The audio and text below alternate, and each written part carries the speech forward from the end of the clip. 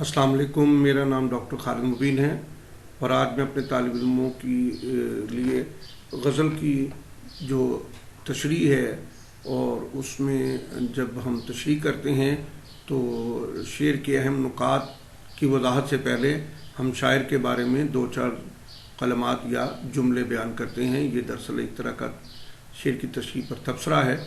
तो आइए जिस शायर का शेर हो उसके कलाम की खसूसियात को ज़रूर बयान करना चाहिए। अमूमन एफएससी या पीएमएस के एग्ज़ाम में अशार की तशरीह पूछी जाती है और इस तरह होता है कि फ़र्स्ट ईयर सेकंड ईयर में तीन तीन अशार एक ही शायर के आते हैं तशरीह के लिए, जबकि पीएमएस में 5 में से 3 अशार की तशरीह करनी होती है और ये पाँचों अलग अलग शायरों के अशार होते हैं।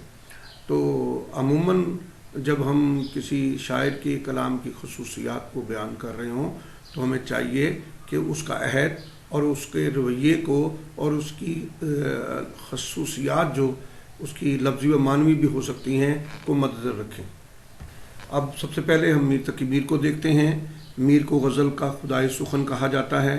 इनकी गज़ल में सादगी व इख्तिसार के साथ साथ दर्दमंदी के एहसासात और जज्बात पाए जाते हैं। मीर की शायरी फ़िक्री व फ़नी दोनों एतबार से बेमिसल है।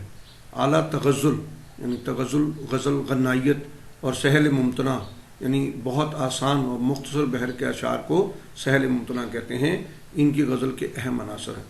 अमूमन ये सहल मुमतना जो है कहते हैं कि इतना आसान शेर हो कि कोई भी शायर या कोई भी इंसान सुने तो वो ये कहे कि मैं भी इस जैसा शेर कह सकता हूँ, लेकिन जब कहने पे आए तो बड़े बड़े शायर आजिज़ आ जाएं। जैसे मोमिन का शेर, तुम मेरे पास होते हो गोया जब कोई दूसरा नहीं होता, ये सहल मुमतना की मिसाल भी है। फिर सौदा, गालिब, हाली और हसद जैसे शायरों ने मीर की शरी व फनी सलाहियतों का बरमला एतराफ़ किया है। गालिब ने भी किया है, रेख्ता के तुम ही उस्ताद नहीं हो गालिब, कहते हैं कि अगले ज़माने में कोई मीर भी था। हैदर अली आतिश लखनवी दबिस्तान के नुमाइंदा शायर हैं। यहाँ मैं वजाहत कर दूँ कि उर्दू शायरी के 2 दबिस्तान बड़े मारूफ हैं।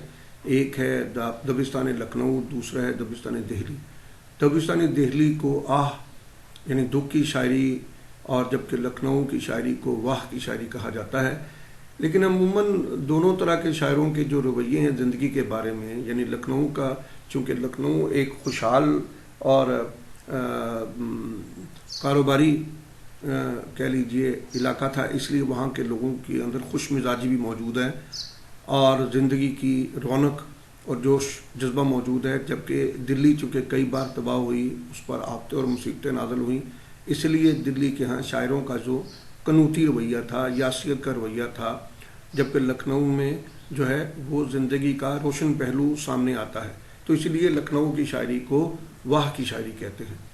इनकी शायरी तगज़्ज़ुल और आतिश बयानी के साथ साथ हुस्न व इश्क के निशातिया जज्बात और दरवेशी और अखलाकियात के मौज़ूआत का अनोखा मंजरनामा लिए हुए है।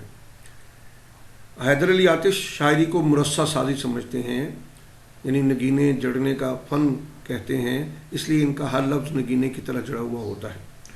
आतिश शायरी में नशातिया लब व लहजे के साथ साथ दाखिली और ख़ारजी अनासर भी उनके यहाँ नज़र आते हैं। दाखिली अनासर इंसान की दाखिली ज़ात के मामलात हैं और ख़ारजी अनासर में इंसान के ख़ारजी मामलात हैं, गम रोज़गार हैं वगैरह। आतिश के यहाँ भी इश्क की मामला बंदी, मोहब्बत का नशातिया रंग, दिलकश ज़ुबान में जलवागर है। दाग देहलवी, दाग की शायरी में लखनवी रंग भी गालिब है। दाग के यहाँ इश्क मोहब्बत और मामला बंदी का नशातिया रंग गालिब है। दाग देहलवी का रंग सुखन दूसरे शायरों से जुदा था। इकबाल ने भी इब्तिदा में दाग के रंग में शेर कहे। फिर मोमिन खां मोमिन हैं। मोमिन खां मोमिन रोमानवी शायर हैं। नाजुक ख्याली और तगज़्ज़ुल इनकी नुमायाँ खसूसियत है। मोमिन ने इश्क मोहब्बत के नाजुक मामलात को बेसाख्तगी से पेश किया है। मोमिन लखनवी शोरा की तरह ख़ारजी नसर पर तवज्जो देने की बजाय दाखिली कैफियत या दाखिली वारदात को, जिनका इंसान के बातन और इंसान के जज्बात और महसूसात से ताल्लुक़ है, को तरजीह देते हैं।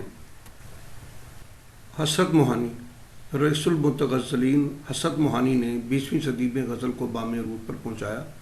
हसरत की गज़ल में इश्क व मोहब्बत की चाशनी और सियासी मज़ाहमती रंग भी पाया जाता है। حسد کا شعر ہے، ایک طرفہ تماشا ہے حسد کی طبیعت بھی، ہے مشق سخن جاری چکی کی مشقت بھی۔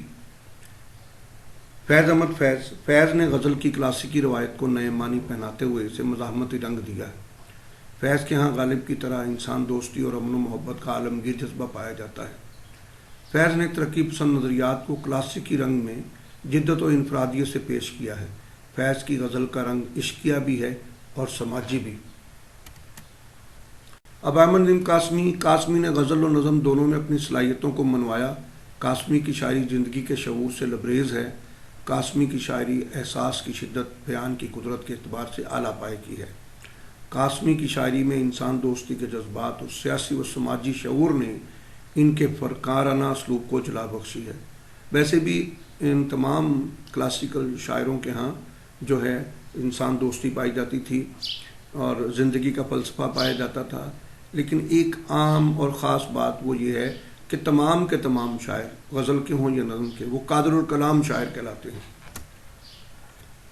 اگر میرا یہ چینل آپ کو پسند آئے اور یہ یوٹیوب آپ کو اچھی لگے، اسے واچ کیجئے، بار بار دیکھیے، نوٹ کیجئے، لائک کیجئے، سبسکرائب کیجئے، اس پر کمنٹ کیجئے اور دوستوں کو بھی شیئر کیجئے۔ بہت شکریہ۔ اللہ آپ کا اور ہمارا حامی و ناصر